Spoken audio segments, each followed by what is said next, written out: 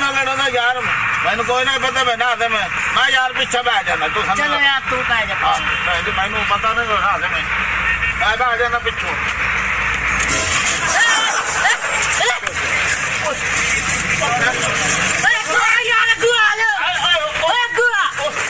यार कजू आके पे पिछू बैठ जा।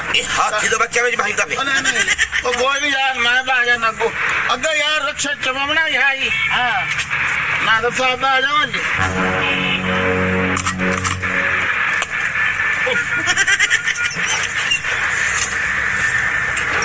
चल सुन मेरी,